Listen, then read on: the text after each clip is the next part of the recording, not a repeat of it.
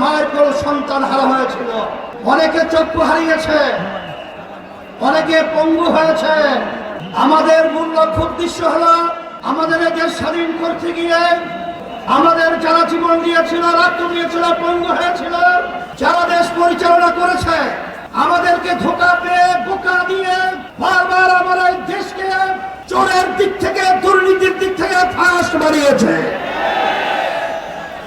আমাদের সন্তানগুলো মায়ের কোল হারা করেছে, লক্ষ লক্ষ মানুষকে মিথ্যা কেসের মাধ্যমে তাদের সংসারকে বিরান করেছে, ধ্বংস করেছে।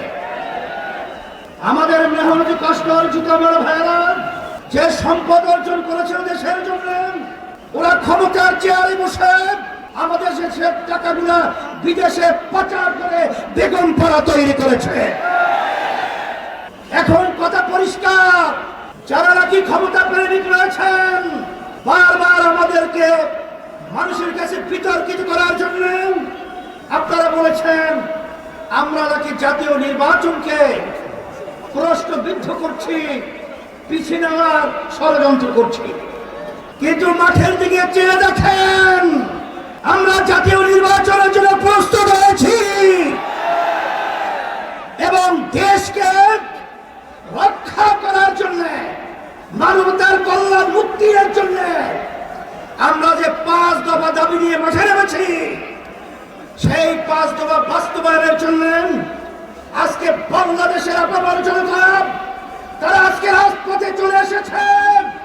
এর মাধ্যমে তোমাদেরকে 12 নম্বর 20 নম্বর সিগন্যাল দিচ্ছি। এই সিগন্যালের মাধ্যমে ক্ষমতা প্রেমিকরা বাংলার জমি থেকে উৎখাত হবে, বাংলার জমি থাকতে পারবে না ইনশাআল্লাহ। সাথে সাথে আজকে আমরা লক্ষ্য করেছি যে অনেকে কিন্তু আমার কাছে কিন্তু অনেক খবর চলে এসেছে, আপনারা কিন্তু ফেব্রুয়ারি নির্বাচনের ব্যাপারে হিসাব নিকাশ আপনারা মিলিয়ে দেখেছেন, আপনাদের পায়ের নিচের মাটি সরে গেছে। এখন নির্বাচনকে পিছনে নেওয়ার জন্য আপনারাই ষড়যন্ত্র করতেছে। এই সিগন্যাল কিন্তু আমাদের কাছে এসে গেছে, কিন্তু ভালো করে জেনে রাখেন, জনগণ তো আপনাদের পক্ষে মতামত রায় দেওয়ার মতো পরিবেশ নেই।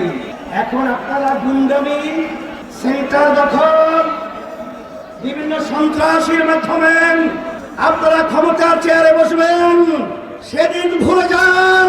এখন বাংলাদেশের মানুষ সজাগ রয়েছে, আর আমাদের বাংলাদেশের সম্পদ আর গুন্ডামি চুরি করে, ডাকাতি করে, আর বিদেশের দাবিদারদের প্রভুদের কাছে দিয়ে যাবে না।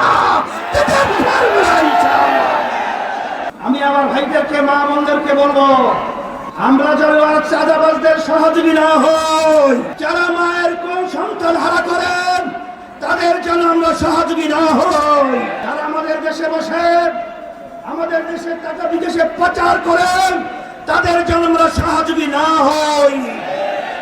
এই আহ্বান, এই অনুরোধ, এই লক্ষ্য সামনে রেখে আপনাদের আজকে এই সুন্দর পরিবেশ এবং মহা সমাবেশে যে আপনারা বিভাগীয় আজকে সমাবেশকে পরিণত করেছেন, সকলকে ধন্যবাদ জানাচ্ছি আয়োজকদেরকে।